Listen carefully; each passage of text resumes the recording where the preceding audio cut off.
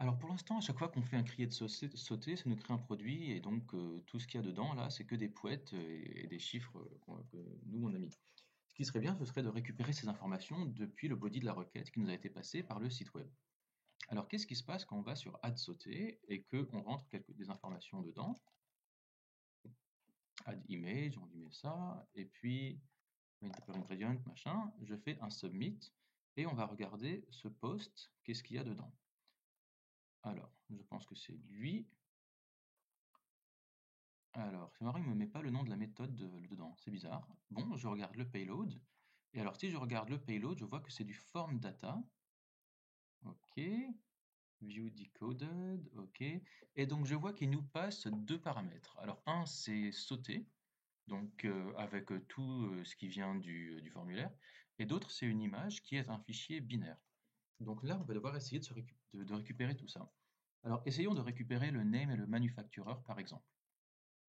Alors, je vais lui dire, eh bien, const name est égal à rec.body.name et puis const manufacturer est égal à rec.body.manufacturer. Je vais lui dire, bah, est-ce que je pourrais loguer ça? Ouais, je vais lui dire console.log et puis je vais lui mettre name manufacturer. Pour ceux qui prennent le train en route, là, qui prennent le train en marche, je mets des accolades autour. Quand je log, je mets toujours des accolades autour. Ça permet d'avoir des logs un peu plus clairs. Alors maintenant qu'on a fait ça, bah, on va essayer donc de faire un create sauter. Et donc on va voilà, refaire un submit. Alors on va tout effacer là. On fait un submit. Et donc qu'est-ce qu'on a ici? Ok, on n'a pas de réponse, ça c'est normal. Le payload, on a des trucs ici. Qu'est-ce qu'on a ici? Alors, voilà, on a name undefined et manufacturer undefined. Alors c'est bizarre, mais alors effectivement, c'est parce que là, on est en train de faire du form data, et le form data, il faut le traiter de manière un petit peu différente avec Express. Alors il suffit de faire une petite requête Google sur Express.js form data pour trouver plusieurs réponses, et en gros, les gens ils vous disent, bah, il faut installer un plugin qui s'appelle Body Parser à travers npm install.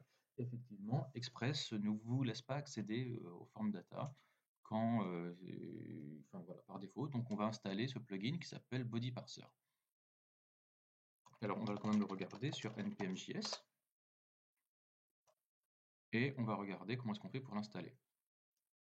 Alors npm install body parser, voilà. Donc npm.js body parsing middleware. Alors parser, ça veut dire que il va regarder l'intérieur et va réussir à savoir qu'est-ce qui est le name, qu'est-ce qui est le manufacturer. Voilà, lui il a une salade et à partir de la salade, il arrive à retrouver tous les ingrédients. Alors, parse incoming request bodies in your middleware for your handlers available under the rec.body property. Donc voilà, à partir de ça, il dit que on pourra faire un rec.body, récupérer ce qu'il y a sur le rec.body. Alors allons-y, on tue là, npm i body-parser. Comme d'habitude, on va regarder le package.json et on va s'assurer qu'il apparaît bien dans le package.json.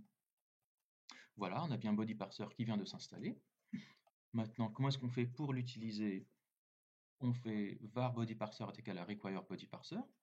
Donc ça, je vais en avoir besoin où ça dans mon... Ah, je me souviens plus là. C'est dans les sautés, je crois. Voilà, c'est ici. On va le mettre là-haut.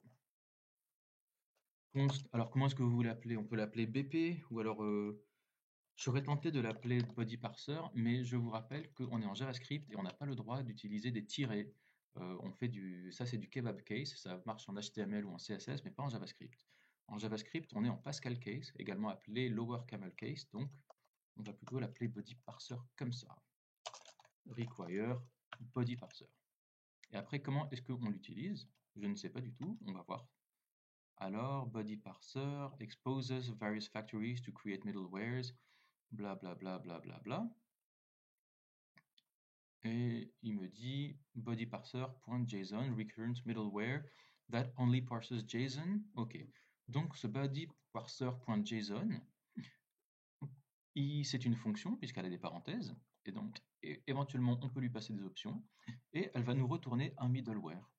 Autrement dit, vu que ça c'est un middleware, il faudra ensuite qu'on le passe dans app.use. Est-ce qu'il y a un exemple par ici? Il devrait y en avoir un. Voilà, parfait ici. Voilà, app.use bodyparser.json par exemple. Alors, c'est quoi ce URL encoded? Ça, c'est pour Xform, URL encoded, extended false. Alors, bon, je sais pas trop ce que c'est. Pour l'instant, je me prends pas trop la tête. Je vais prendre la manière qui a l'air d'être la plus simple. Et puis, si ça marche pas, on ajustera. Alors, on a donc ce body parser. Alors, par contre, c'est pas ici qu'on... Si c'est un middleware, il faut le passer à Express directement. Donc, je vais le sortir de là. Je vais aller sur index.js et puis là, dans mes middleware. Alors déjà, je vais mettre ça ici, là. Body parser, il est là. Et là, dans mes middleware, eh ben, je vais lui dire app.use body parser.json. Et normalement, à partir de là, je devrais avoir accès à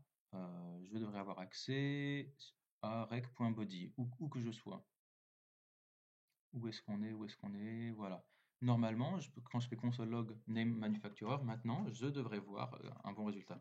Je relance le serveur et je refais une requête. On retourne là, all sauté, add sauté, bla, ah, c'est bête, j'y étais déjà. On refait des trucs, hop, et un submit. Et maintenant, est-ce que j'ai réussi à loguer quelque chose? Non, toujours pas. Ok, donc on va retourner sur la doc, et alors app.useBodyParser, alors express connect top level generic, et je vois quand même aussi un truc intéressant, il me dit express route spécifique, il dit qu'on peut rajouter des body parsers spécialement sur les routes qui en ont besoin. En général, c'est la manière la plus recommandée de travailler avec des body parsers dans Express. Donc c'est vrai que ça pourrait être bien. Maintenant, vous voyez que eux, ce qu'ils font, donc là, ils ont un JSON parser, là, un body parser, et ensuite, ils le passent en middleware sur leur route. Donc on pourrait peut-être faire la même chose que ça. Vous voyez que ça leur permet de passer des middleware différents d'une route à une autre. Puisque là, sur le app.post login, il passe URL encoded parser, alors que sur l'autre, c'est JSON parser. Bon, ben, on va se faire ça. Je vais lui dire, moi, que quand je create un sauté, il aura accès au rec, voilà, à ce parser. Donc j'ai ce app.use express.json, enfin pardon, ce bodyparser.json. Bah, ce bodyparser.json, on va dire que c'est un, on va le mettre dans une variable, hein. On va le mettre par exemple, pardon, on va le mettre ici là, const, et on va l'appeler JSON parser est égal à bodyparser.json. Et au lieu de faire un app.use ici, eh bien, je vais prendre le JSON parser et puis je vais le mettre là, accessible au create sauté. Donc normalement, si les choses vont bien, dans le create sauté maintenant, je devrais réussir, enfin tout ce que je récupérerai dans la requête aura été modifié par JSON parser. Donc voyons voir si ça marche. Donc cette requête normalement devrait être compatible avec, enfin je devrais réussir à récupérer des machins dessus. Faisons une requête, on retourne là, on fait submit et on regarde qu'est-ce qu'on a ici. Name undefined, manufacturer undefined, toujours pas. Alors je suis désolé, j'ai refait une petite recherche. En fait, pour récupérer du form data, c'est pas du tout body parser qu'il faut, c'est multer. Alors voilà, to get started with forms, d'abord on installe body parser pour parser le JSON, mais après on a aussi besoin de multer pour parser le multipart et le form data. Donc effectivement, j'avais pas vu ça comme ça. Eux, comment est-ce qu'ils font? Donc ils ont multer et ensuite pour donc app.use bodyparser.json. Et donc eux, ils le mettent pareil donc dans toute leur application. Et par contre, le multer, où est-ce qu'ils l'utilisent? Bon, on verra. Donc on va retourner là. Je vais faire un petit peu. Alors, je suis désolé, je vais retourner en arrière, puisque apparemment on a besoin. Enfin, ce JSON parser, on peut l'utiliser sur toute la repo. J'ai pas besoin de le mettre spécifiquement dans la route API/sauté. Je vais lui dire API.use Et puis je vais lui, enfin le app.use, je vais lui dire, tu l'utilises partout, hein, donc ce sera bodyparser.json, je le remets ici. Et du coup, j'ai plus besoin de ce JSON parser là-haut, hein. Voilà. Bien, on va installer donc ce multer et on va voir comment on s'en sert. Donc je vais faire npm i multer. Comme d'habitude, je regarde bien qu'il apparaît dans mon package.json et pendant ce temps-là, je profite pour aller sur npm.js et comprendre comment ce multer fonctionne. Voilà, donc le multer, il est bien apparu ici. Et en fait, finalement, avant qu'on s'occupe du cas de multer, alors en fait, je suis désolé, oubliez ce que je viens de vous dire. En fait, multer, c'est uniquement pour gérer les fichiers. Là, j'ai cherché un petit peu. Ce que je vois c'est que body parser, c'est lui vraiment qui s'occupe du form data. Alors, regardez, si je cherche même form, voilà, ils me disent que sur body parser que je dois utiliser bodyparser.url encoded. Et lui, c'est lui qui va me retourner un middleware qui only parses URL encoded bodies and only looks at requests where the content type, blablabla. A new body. Donc en gros, voilà, je vais chercher ici là sur Stack Overflow et apparemment c'est vraiment voilà, il faut utiliser URL encoded extended true ou alors extended false. Et alors j'ai pas encore trop compris la différence entre les deux, mais alors vous voyez que quand vous mettez un extended, ça vous permet de choisir entre une librairie qui s'appelle QueryString ou bien QS. Alors, the extended syntax allows for rich objects and arrays to be encoded into the URL encoded format, bla bla bla. Par défaut, c'est true, mais c'est mieux de ne pas utiliser le défaut. Donc, ils disent merci de regarder la différence entre QS et QueryString et à vous de choisir celle que vous voulez. Donc, je vais regarder le QS library. Voilà, donc je vois que c'est une dépendance qui permet de faire des comparaisons, des parses, des equal, des deep equal. Bon, je m'en fous. Moi, ce que je retiens, c'est qu'on est censé faire un app.use avec bodyparser.urlencoded avec extended de .true ou false. Moi, c'est ça que je retiens. Donc, je vais retourner là-dedans. Je vais aller dans mon index.js. Donc, j'ai app.use bodyparser.json. Et peut-être que je peux lui rajouter encore un autre middleware. Donc, app.use bodyparser. Alors, ça y est, j'ai oublié déjà comment il s'appelait. Où est-ce qu'il est? Est-ce qu'on l'a dedans? Voilà, c'est URL encoded, extended true. Et alors, si true, ça marche pas, je mettrai false. Mais je pense qu'il n'y a pas de raison pour que ça marche pas. Parfait. Et alors maintenant, je devrais être capable, pardon, pas npm install multer, je devrais être capable, en relançant mon node, de voir bien le rec.body et les valeurs qu'il y a dedans. Si je le retrouve, où est-ce qu'il est? Donc voilà, rec.body avec name et manufacturer. Lançons une requête. Là, submit. On regarde. Ok, donc on retourne sur la doc d'Express et on voit sur Express tous les middleware qu'il vous propose. Vous avez donc Body Parser qui lui cherche à parser des HTTP request body, mais nous c'est pas vraiment trop celui qu'on veut.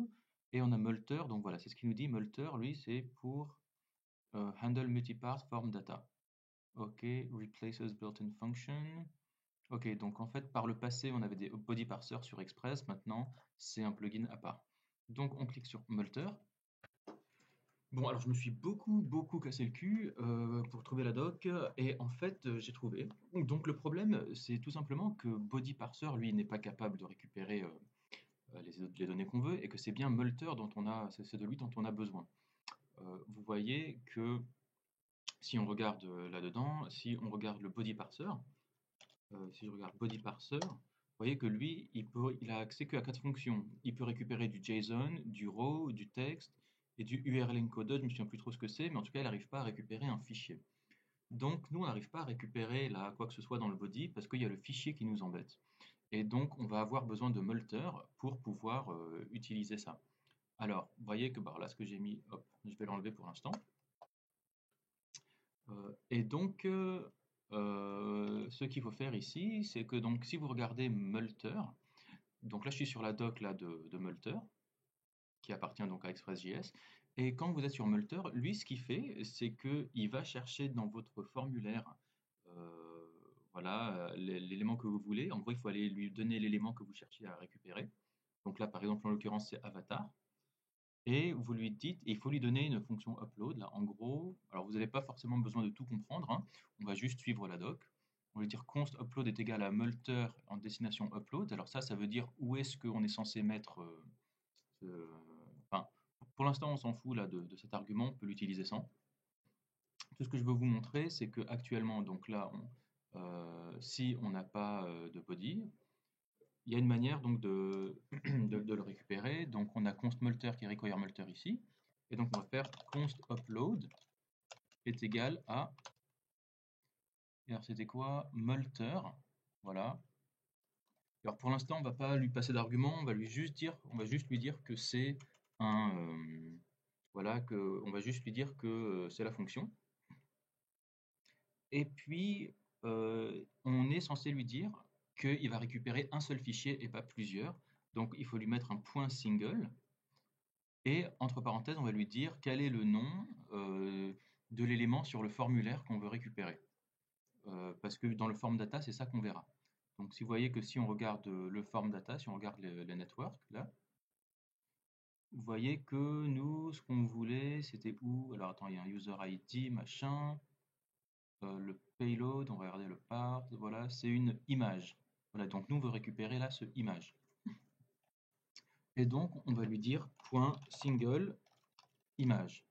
Et une fois qu'on a récupéré ça, on peut prendre ce upload et le coller comme et on peut le coller comme middleware sur cette route là post. Et là, à partir de là, on devrait être capable de récupérer ce qu'il y a sur le body. Alors, on va récupérer. Alors où est-ce qu'on est? C'était sur sauter, voilà, rec rest. Maintenant, voilà, je vais lui dire de console loguer tout le rec.body là. Et normalement, ça devrait mieux passer. Donc on retourne faire une petite requête. Là, submit. On regarde là. Et là, on a bien le body qui a réussi à récupérer, voilà, la sauce. Donc, voilà, c'est super. Et alors, il y avait quoi? Il y a le... Ok. La sauce. Et alors, par contre, il n'y a pas le file, mais ça, c'est parce qu'on va devoir toucher un petit peu aux paramètres là. Parfait. Donc, on a vu que c'était un petit problème de multer, et donc là, on a réussi à le faire passer là. Maintenant, on va essayer de récupérer toutes les données depuis le body de la requête. Et apparemment, vous voyez que c'est ici. Donc là, dans la vidéo d'après, on va essayer de récupérer tout ça, et je vous dis à tout de suite.